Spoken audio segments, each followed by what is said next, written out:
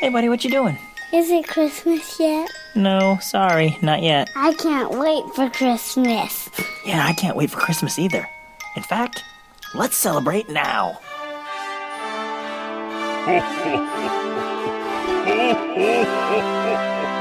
Welcome to the Can't Wait for Christmas podcast.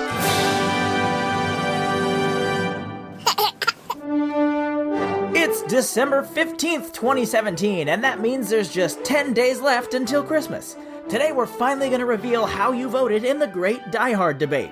Then we're going to talk about a movie that is definitely synonymous with Christmas. We'll share a fun way to show a little love to all the delivery folk who are working so hard this time of year, and we'll take a look at 5 different ways to make snowflakes. Okay, Christmas is coming soon. Let's start the show.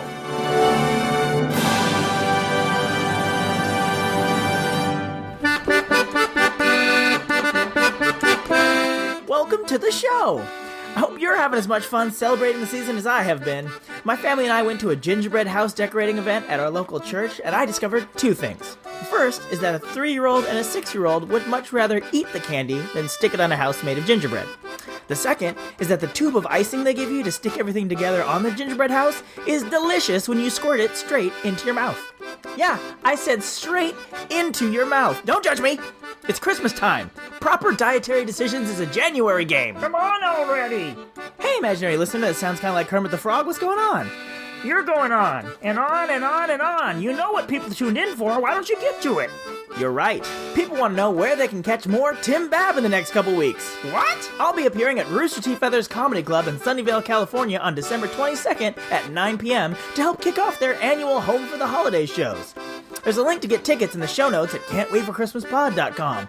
I'll also be doing a guest spot on the Mousetalgia podcast on their December 18th episode. It's always fun to hang out with those guys, and they let me bring my 5 Golden Things feature over to their show for a day. And speaking of bringing my shenanigans to other people's shows, I'll be hosting 2 separate hours of Kringle Radio's legendary Christmas Eve broadcast. From December 23rd through Christmas, the folks at Kringle Radio track Santa's journey around the world, and in between, we get to play all the Christmas music we can. And I get to host on December 23rd from noon till 1 Pacific Time, and Christmas Eve from noon to 1, again, Pacific Time. I'm going to sneak some favorites from the podcast in there, including Arnold Schwarzenegger's epic version of Silent Night. Again, links for all that stuff will be in the show notes of this episode. Tim, that's not what I meant. You know what people want to hear. Why not just do it now? Oh, right. People want our first segment. We need a little Christmas. Now! No, I'm talking about Die Hard.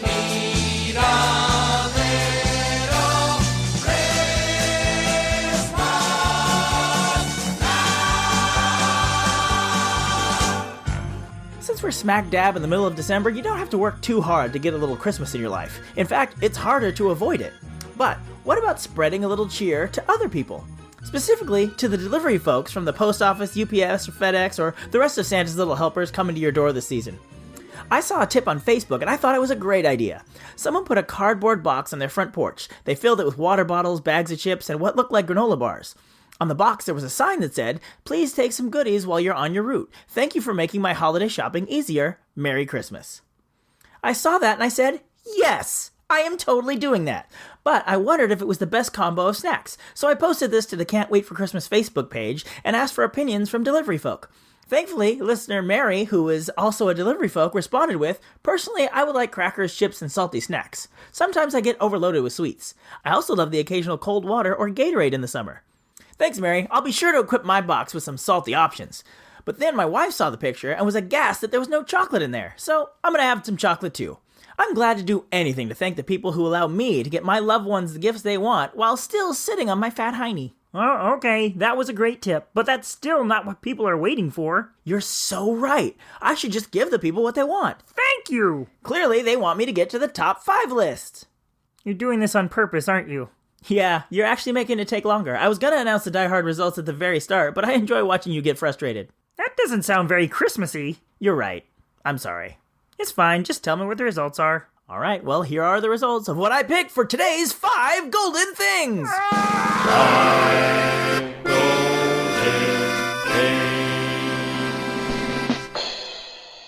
For this list, we turn to our good friends at allthingschristmas.com. This is a wonderful website filled with Christmas news, reviews, ideas, and all sorts of great Christmas info. They posted an article a while back about their favorite Christmas podcast, and we made the list. In fact, we've gotten quite a few visitors thanks to that article. So I thought it only fair to return the favor and send them some love. Specifically, they recently posted an article about Christmas crafts that you can make with your kids. They found 5 different ways to make snowflakes, so it fits perfectly with this feature. But in order to talk about these properly, I gotta leave the Christmas cave. Wait, you're leaving? Yeah, if you're gonna review kids' craft ideas, who better to help than some genuine kids? And I know 2 adorable ones that are in the house, BRB. Dude, you are way too old to say BRB. And yet, I totes just said it. Totes? Totes my goats. Haha, okay, into the house. Oh, it's much warmer in here. Hang on, let me switch on my house mic. What's going on? Well, first of all, I should say who I'm here with. I'm here with James. Say hi, James. Hi. And say I'm here with Michael. Say hi, Michael. Hi, guys. So, you guys are going to help me talk about these craft ways of making snowflakes.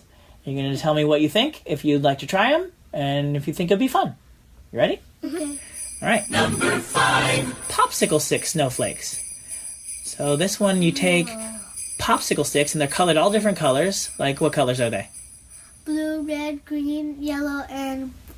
Did I say them all? There, you got them all? Red. You said red, yeah. And then you glue, looks like little jewels on them, or little snowflake pieces, or cotton balls. Yeah, that sounds fun. That sounds fun? Cool. What do you think, James? Good. Number 4. All right, the next one is a handprint snowflake. So you take a blue piece of paper, and then you get some paint, and you paint your hand white, and then you smack your hand on the paper, and it leaves a handprint behind, and you do it 1, 2, 3, 4, 5, 6, 7 times, and it goes around in a circle, and when you're done doing it, like, so you keep your palm in the circle, and you keep turning your hand, you keep your palm in the center, and keep turning your hand around in a circle, and when you're done, it makes a snowflake on the piece of paper. What do you guys think of that one? Oh, Michael, what do you think? James, what do you think? Nah. All right. Number 3. The next one is, what is this called? Wooden clothespin snowflake. So, you know what a clothespin is, right? Yeah. James, you know what a clothespin is? Now, you don't know this, but clothespins actually used to be used to hang up clothes, not just our art projects in the living room. Mm-hmm. So what you do is you take apart the clothespin, and then you glue them together, and it looks like you cover them with paint and glitter. And then you glue them together in a snowflake shape. What do you think of that? Cool. That sounds fun. That sounds fun. Okay. Number 2. Then we got snowflake felt garland. So, do you guys know what felt is? It's like paper, but it's soft and it's kind of like your coat.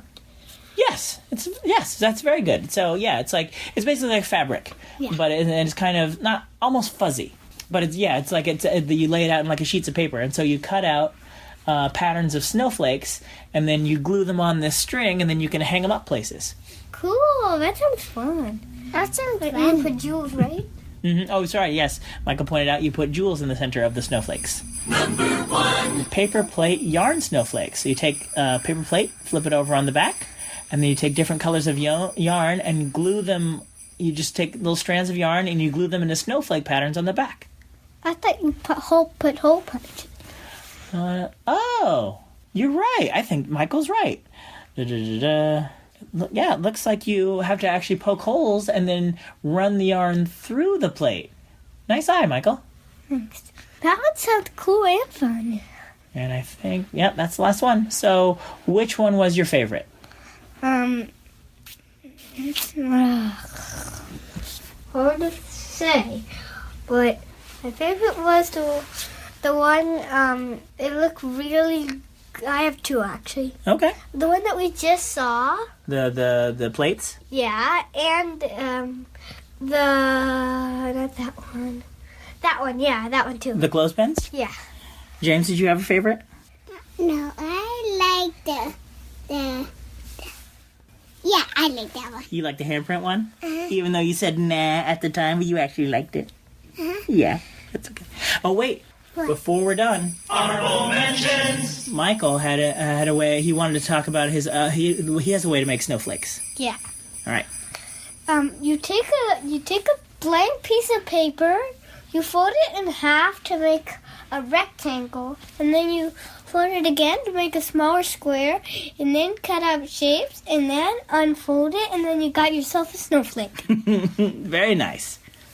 Well, thank you, Michael. Thank you, James, for helping me talk about these kid crafts. And if you want to go check them out, they're at allthingschristmas.com, and there's a link at can'twaitforchristmaspod.com. Isn't that? Don't you do that? Yeah, that's my website. That's my podcast website. All right, boys, good night. Daddy's going back to the Christmas cave. Bye. Okay, now can you please... Yes, we're gonna talk about Die Hard. Finally! In so much as it's mentioned in this feedback from our last show. Messages from listeners everywhere. Feedback on our last show. Feedback on our last show. You're killing me! Now, technically, our last show was the House of Seven Santas Christmas Podcast crossover bonus episode. That's a mouthful. Yeah, you're telling me. Anyway, from the tweets and the Instagrams, it seems like you dug it, so we'll try and do something similar next year. But this feedback is actually from episode 30, the Die Hard episode. It's a pair of comments from Dwayne who says, Tim, I have to say, this is one of my favorite episodes. I also love the other podcasts injecting their thoughts on Die Hard. I actually mentioned to Tiz the Podcast about getting you in their show to Almost About Disney as they love Disney too. I'm gonna guess he actually meant to say getting you on their show to talk about Disney as they love Disney too. But basically, I get his main point. They love Disney, I love Disney, we should get together and Disney sometime. I'm down for it, Tiz the Podcast, let's make that happen. But anyway, back to Dwayne's comment. I can't wait for the 1st of December to hear the collaboration episode. I'll share it on my Merry Christmas NZ Facebook page. Are you going to be the host? Ooh, well, I guess I should have answered this before the episode came out. Yeah, you're having a real hard time getting around to things. Well, I was only the host for my segment, but it was a lot of fun to hear everyone's take on the House of Seven Santa story. I intentionally didn't read the other parts of the story ahead of time. I waited until it came out so I could experience the story like you did. Oh, whoop, hang on. Dwayne's not done yet. His other comment is, oh, and I've changed my stance on Die Hard. After listening to the Tiz the Podcast episode, I'm now yippee-ki-yay. Finally. Also, on a side note, have you seen Justice League? I would be interested to know your thoughts. Well, Dwayne, I'm actually a little conflicted on Justice League. Oh, come on! Justice League? I mean, it wasn't a great movie, but I was expecting it to be awful, and it wasn't. No. Plus, they played the John Williams Superman score and the Danny Elfman Batman score. Enough! Justice League has nothing to do with Christmas. People don't want to hear about it on this podcast. Well, clearly one person did. You know what I mean. You've kept us waiting long enough. People want to know. Want to know what? Is Die Hard a Christmas movie? It's Christmas Eve in L.A. Welcome to the party, pal. Is Die Hard a Christmas movie? You did it! You said the magic words that started the segment. Is that all I had to do this whole time? Yep, you were basically Dorothy running through Oz when you had your ticket home right under your feet. But we're not here to talk about The Wizard of Oz, or Justice League, or Star Wars The Last Jedi, which I'm going to see in between recording this episode and editing this episode. No, we are here to talk about Die Hard. All year you've heard arguments from your fellow listeners about whether or not it's a Christmas movie. We heard from the cast of the Nostalgia podcast, we heard from the Council of Christmas podcast, and we opened up the polls for you to vote so we can decide, once and for all, is Die Hard a Christmas movie? Now, the voting was amazingly consistent. From the end of day one until I went to record today's show, it was a constant 60-40 split. No matter how many new votes keep coming in each day, the percentages always seem to even out. It was either like 59-41, 60-40, or 61-39, but it was always right in that area. And so, the official answer, as decided by your votes to the question, is Die Hard a Christmas movie, is Yippee! Kai! Yay!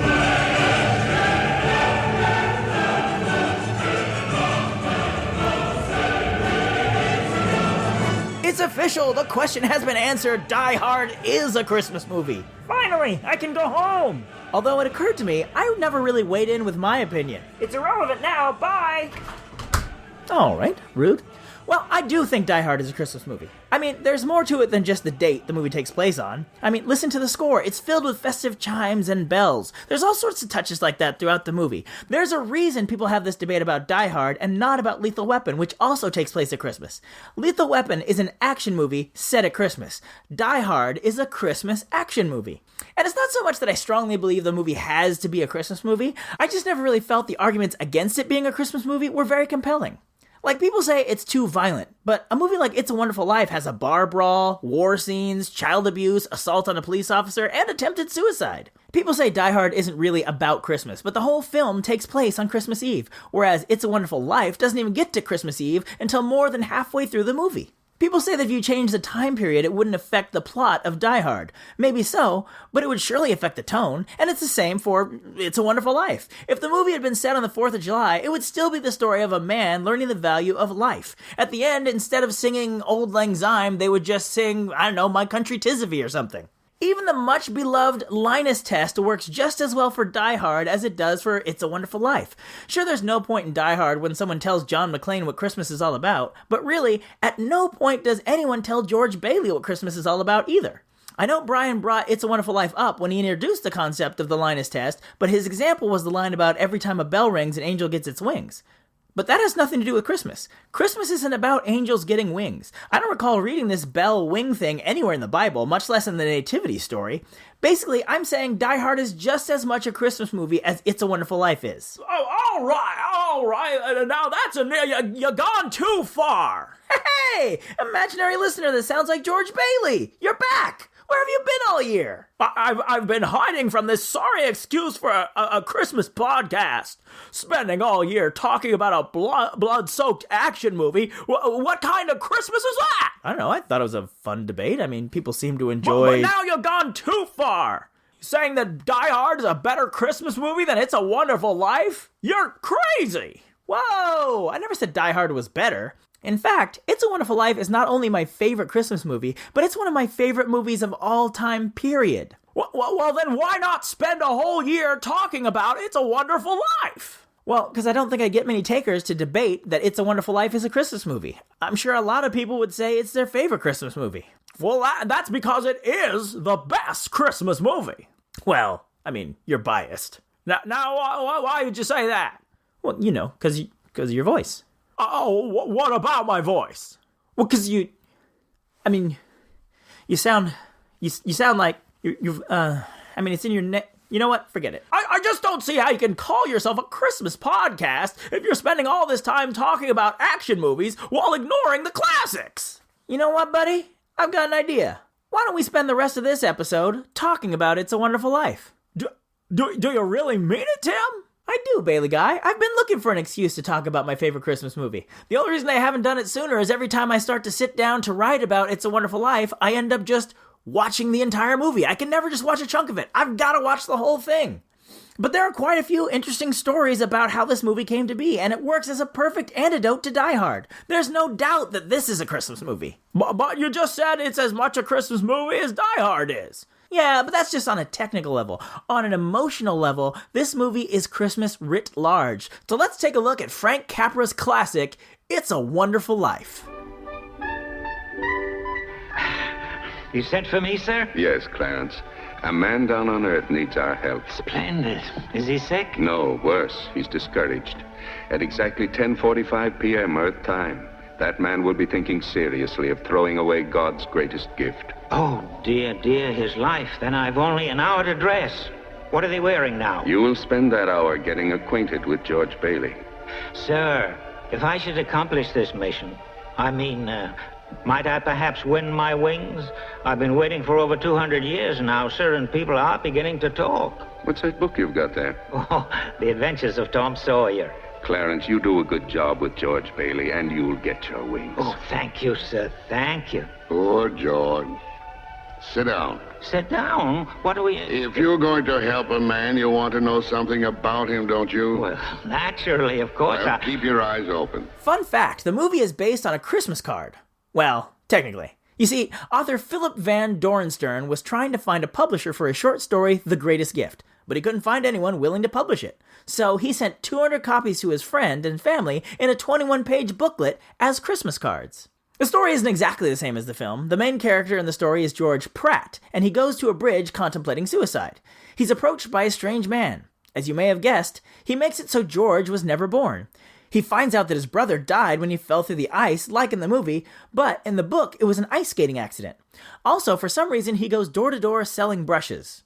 He eventually meets his wife, who is married to someone else, yet somehow his son is there, and his son still looks the same. So, based on what little I know of DNA, it sounds like the kid's parentage is the same in the alternate timeline as it was in the original timeline. So if he wasn't born in the alternate timeline and the kid still looks the same, that means in the original timeline... Do you see where I'm going with this? No wonder this George is depressed in the book. Anyway, spoiler alert, he comes back to the bridge and the strange man makes it so he exists again. But then when he goes back for his happy reunion with his wife, he spots one of the brushes he was selling door to door sitting on the floor. So, is the other timeline bleeding through into this reality? Are we going to have a Crisis on Infinite Bedford Falls situation? Are we ever going to get to the movie?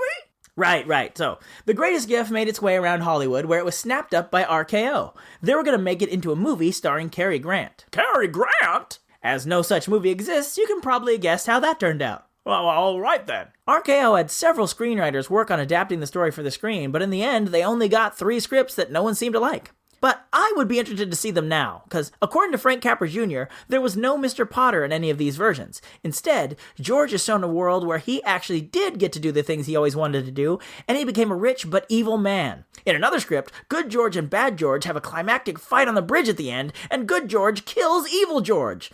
I know that's nothing like the film we all know and love, but tell me you don't want to see that just a little bit. I do not want to see that. Not even a little bit. Well, the mid-1940s studio system agreed with you, so the story sat around doing nothing for a year.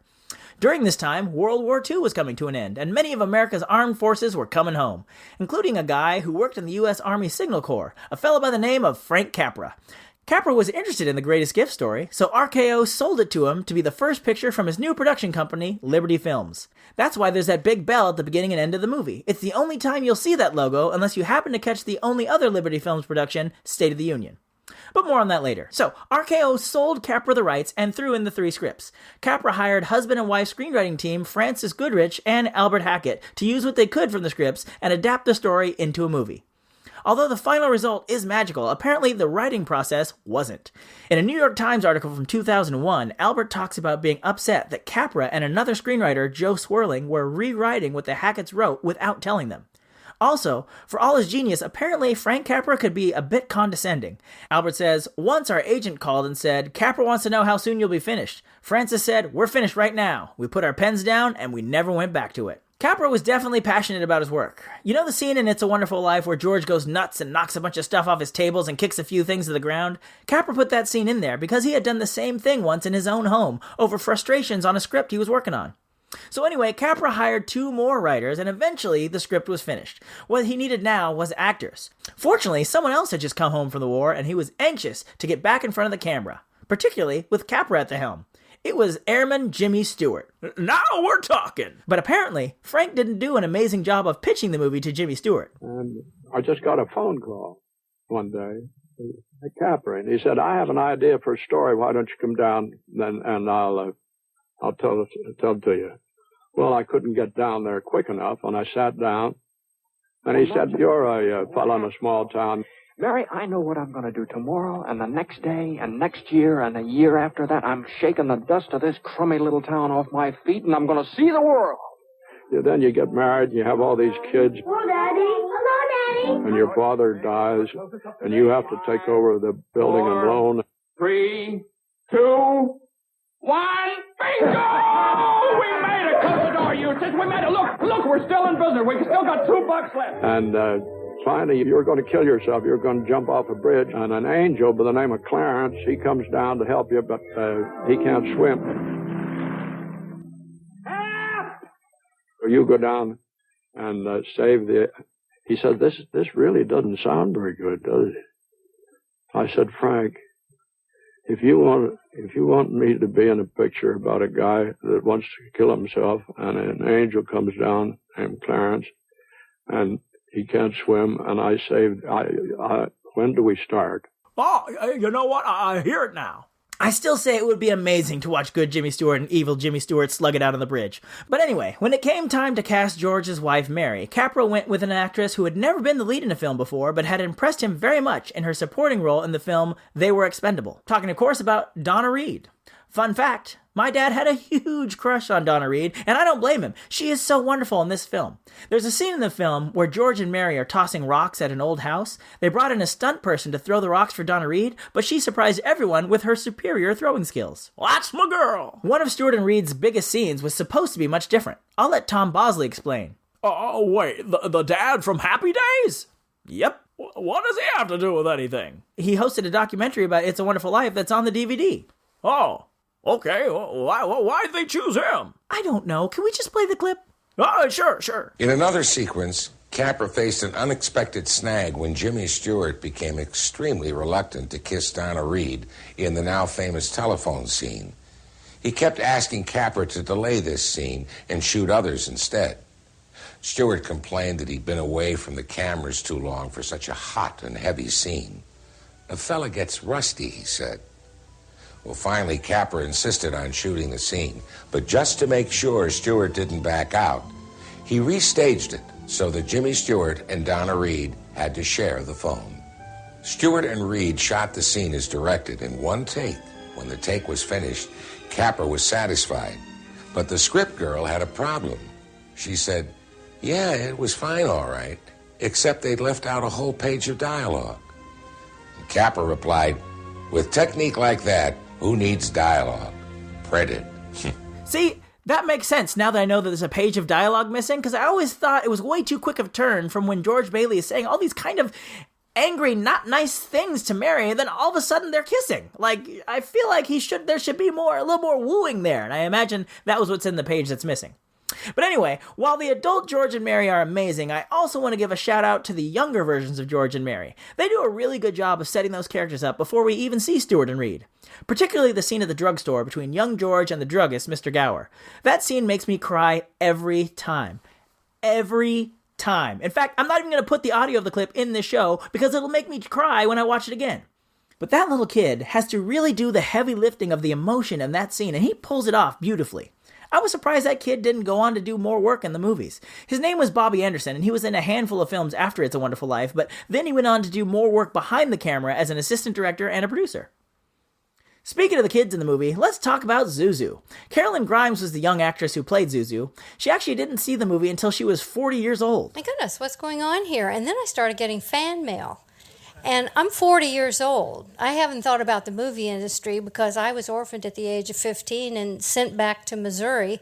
So, that was a part of my past I rarely thought about. And all of a sudden, fan mail? So I have to admit that I actually sat down and I watched the movie when I was 40 years old. First time I ever saw it.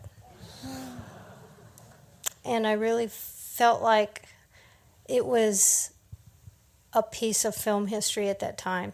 I knew what they were talking about, and I feel so grateful that I was a part of that film. She has really embraced that role as an adult. She does a lot of interviews every Christmas, and in every single one I saw, someone makes her say that line. Wait, before you leave, though, we have to, it's been so nice to have you on the couch, but we happen to have this bell. Oh. We were wondering if you might be able to do a little recreation. Do you remember that line from being 6 years old? I think so. Okay, do you want to do it? Daddy, teacher says every time a bell rings, an angel gets his wings. Yeah, that's beautiful. You would think that she'd be like Alan Rickman's character in Galaxy Quest at this point, just sick to death of that line, but no. Carolyn seems to really relish her role as an ambassador for this beloved film. Fun fact, you know that part in the film where George and Mary are doing the Charleston contest and the floor opens up and they fall in the swimming pool? Well, the guy who opens the floor is the same actor who played Alfalfa in the Our Gang series of shorts. And that pool and retractable floor is totally real. It's part of Beverly Hills High School. What wasn't real was the town of Bedford Falls. The entire town was a set built on the RKO studio lot. They used a set instead of filming on location for two reasons. The first is that Capra liked to have the maximum amount of control over his environment. But the second reason is, this is essentially an alternate reality movie. At one point, George walks through town and Bedford Falls has become Pottersville and everything has changed. You couldn't do that in a real town. Couldn't just rip down storefronts and paint them up as something else. I mean, you could, but it'd be way more expensive. But I always thought the scene where George wanders through the alternate Bedford Falls reminded me a lot of the scene in Back to the Future where Marty first arrives in 1955. I later found out that director Robert Zemeckis was heavily influenced by It's a Wonderful Life. With as beloved a film as It's a Wonderful Life is, it has inspired many filmmakers over the years. It has also inspired many myths. One of them being that Sesame Street characters Bert and Ernie are named after the cop and cab driver characters in It's a Wonderful Life. You're not going to tell me that's not true. Afraid so. Legendary Muppeteer, the late Jerry Jewell, was quoted in the SF Gate as saying, "I was the head writer for the Muppets for 36 years and one of the original writers on Sesame Street. The rumor about It's a Wonderful Life has persisted over the years. I was not present at the naming, but I was always positive it was incorrect. Despite his many talents, Jim had no memory for details like this. He knew the movie, of course, but would not have remembered the cop and the cab driver. I was not able to confirm this with Jim before he died, but shortly thereafter I spoke to John Stone, Sesame Street's first producer and head writer, and a man largely responsible for the show's format. John sadly is no longer with us either. He assured me that Ernie and Bert were named one day when he and Jim were studying prototype puppets. They decided one of them looked like an Ernie and the other one looked like a Bert. The movie character names are purely coincidental." What? Well, that's disappointing. Why? Can't it be just as fun that it's a coincidence? Well, I guess. Another misconception about It's a Wonderful Life is that it bombed at the box office when it first released. Well, that's true. You hear that all the time. No, it's an exaggeration. The film didn't bomb. It just fell short of expectations and didn't make back its budget, which was quite sizable for 1946. It's kind of like the current movie Justice League. It didn't bomb at the box office. It'll probably make $500 million before it's done. But it certainly fell well short of expectations and probably won't break even at the box office. Did he manage to bring up Justice League again? Yeah, he's kind of all over the place. Oh boy. Part of the problem was the marketing. They really didn't know how to sell this picture. It's the same problem Frank Capra had when he was trying to pitch the idea to Jimmy Stewart. It's hard to explain why it's so good. They tried selling it as a romantic comedy, and while there are certainly some romance and some laughs here and there, it's certainly not your typical romantic comedy. But the people who saw the film certainly liked it. It was nominated for several Oscars, including Best Picture, Best Director, and Best Actor. It even won a technical Oscar for creating a new kind of fake snow. So it wasn't some movie that everybody hated. It just kind of failed to light the world on fire like it did in later years. Which brings me to another myth. Supposedly, the reason the film got so popular was that TV stations could play it for free. Now, wait just a minute. I know that one's true. For years, the movie would be on all the time during the holidays. Sometimes you would change the channel and it would be on multiple channels at the same time. Well, it is true that due to a clerical error in 1974, the copyright on the film was not renewed. Then the film entered the public domain, and TV stations didn't have to ask permission to show it. But according to Wikipedia, despite the lapsed copyright, television stations that aired it were still required to pay royalties. They got a cited source for that?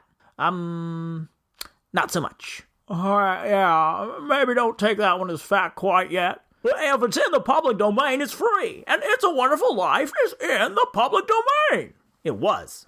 I beg your pardon? It was in the public domain. It's not anymore? Nope. Republic Pictures owns the rights. I thought the company was called Liberty Films. Oh, that was Frank Capra's company. They actually lost a not insignificant amount of money since the film underperformed, and eventually Liberty Films went away. National Telefilm Associates acquired some of their assets and then changed their name to Republic Pictures and were later bought out by Viacom. I have no idea what you just said. Well, the important part is, when Republic Pictures was still Republic Pictures, they sued for the rights to It's a Wonderful Life. You see, they owned the rights to the story, The Greatest Gift. So they argued that even though the rights to the film weren't renewed, the film was still a derivative work of something they own the copyright to. Therefore, they still hold ownership of that derivative work. You're making less sense the more you speak. That's probably true, but the court sided with Republic Pictures, and now they/Viacom own the rights to It's a Wonderful Life. They made an exclusive deal with NBC for the broadcast rights. That's why you don't see it on other channels anymore. Well, that's a shame. Now the very reason it's become a classic has been taken away. True, but I don't think it's in danger of unbecoming a classic. AFI's listed it twice in the top 20 movies of all time, and number 1 on their list of most inspirational movies of all time. Frank Capra, Jimmy Stewart, and Donna Reed have all said they think it's the best movie they ever made. Frank Capra went a step further and said it was the best movie that anyone ever made. Well, that's quite a big step. Yeah. Yeah. My point is, its time in the public domain and its exposure to audiences accomplished what it needed to. It cemented this film in the minds of generations as a classic. No amount of copyright lawsuits or exclusive TV deals can take that away. There's only one thing that bothers me about this film. What? What bothers you? I thought you said it was one of your favorite films. Well, it is, but I'm a Star Trek fan. We have the ability to love something and also nitpick it to death. My problem with It's a Wonderful Life is the ending. You mean when the town comes together to help George? How can that bother you? No, it's not what we see at the end that bothers me, it's what we don't see. Mr. Potter gets away with essentially stealing $8,000 from the Bailey building and loan. There are no consequences for him. That jerk spews pure evil on 2 whole generations of the Bailey family and gets no comeuppance. Now, apparently, Frank Capra got more letters about that than anything else in the movie. People wanted to see Potter punished, and I am definitely one of those people. Thankfully, our wish was sorta granted by a Saturday Night Live sketch. Angels sing, glory to the newborn King. Quiet, everyone! I remembered what I did with the money, the $8,000. Well, that's great. That's great, Uncle Billy. Well, what'd you do with it? I was in the bank. I had it in a newspaper. I remember giving it to someone. Well, who'd you give it to? No, wait. Now, I just called Clarence at the bank. He told me that old man Potter deposited exactly $8,000 right after I left. It was him!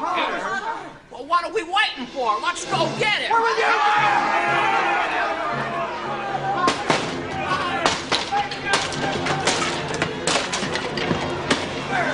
You stay where you are, George Bailey. You're in enough trouble already. You made one mistake, Mr. Potter. You double-crossed me and you left me alive. Now, wait just a second. I'll give you the money back. I don't want the money. I want a piece of you, Potter.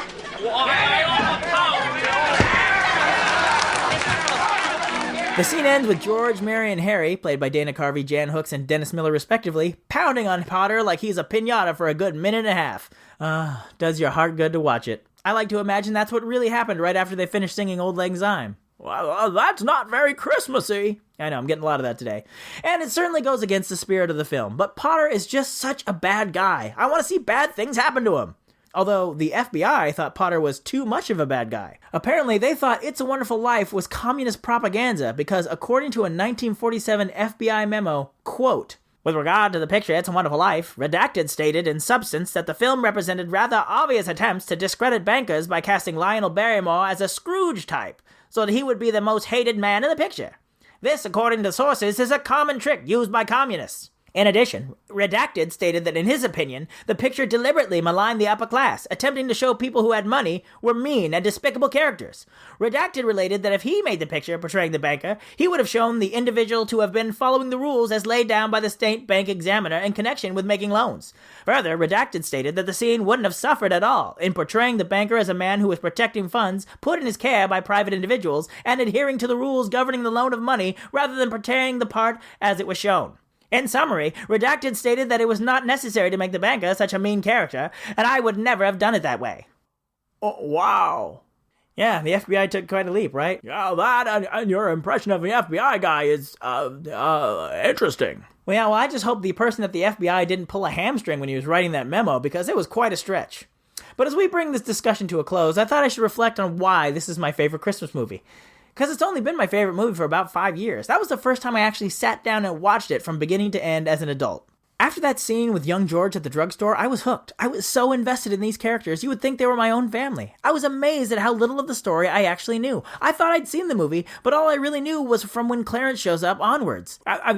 You do realize you've been talking about this movie this whole time, and this is the first time you actually brought up the guardian angel by name?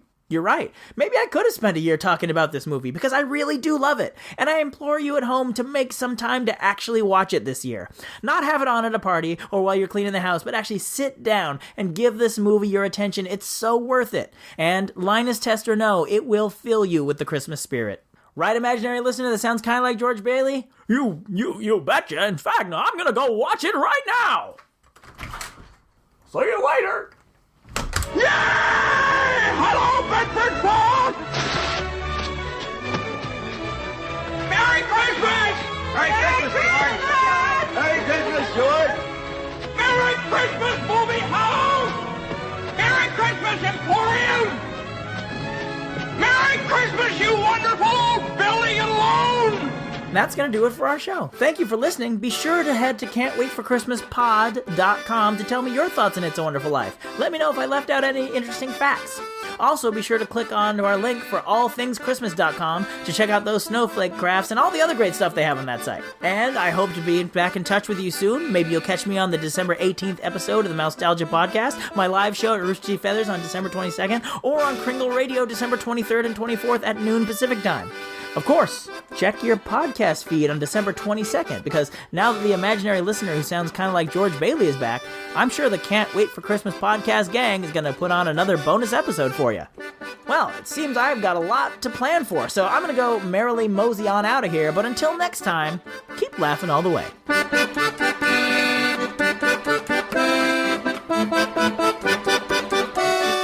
that was Christmas 1983. Actually, Dad, it's 2017. Oh. Ho, ho, ho. Thank you for listening to the Can't Wait for Christmas podcast. If you like what you hear, please subscribe to us on iTunes, or we're available on Stitcher and Google Play as well. If you'd like to leave a comment on this or any episode, go to our official website at can'twaitforchristmaspod.com. While you're there, you'll find a link to our official Zazzle store, where you can grab customizable t-shirts, ornaments, bumper stickers, and all sorts of other Christmas merchandise all year long.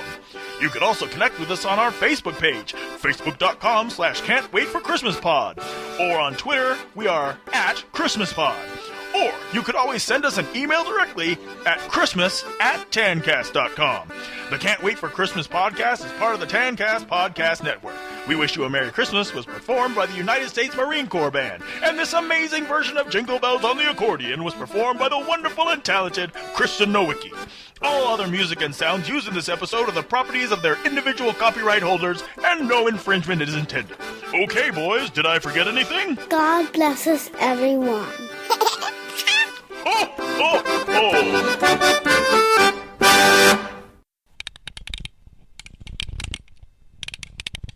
Welcome to the show! Hey, I don't need headphones anymore. Get those out of my ears. There we go. Now I'm free and easy. I can move about. Skibbledy whip whip, a skibbledy woo. A skibbledy whip whip. Hey, headphones. Don't be banging against the thing. You're gonna ruin the audio.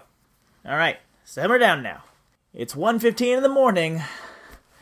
Let's try and get this as accurate as possible. They posted an article a while back. I got a popcorn kernel. I got dislodged and now it's swimming around in my mouth while I'm trying to talk, and I can't get it. Like it's dislodged, but it's stuck to the roof of my mouth. Oh, sorry. Ugh. It's right by my uvula. I'm 90% sure I used the correct terminology there. Uvula. Mivula? No, uvula. Oh. I don't get that one. Wait, no. Wait, don't you get this? The hand one? You go back. This one right here? Yeah. Oh, these are just advertisements. Oh. No.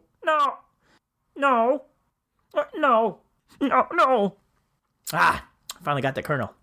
Boom. And then people say Die Hard isn't really about Christmas, but the whole film takes place on Christmas Eve. Whereas It's a Wonderful Wife? That's the gal sleeping in the bed right now. She's my wonderful wife. All right. It's been so long, I forgot how to do the voice. I just don't see how you can call yourself a Christmas podcast if you're spending all this time talking about action movies while enjoying...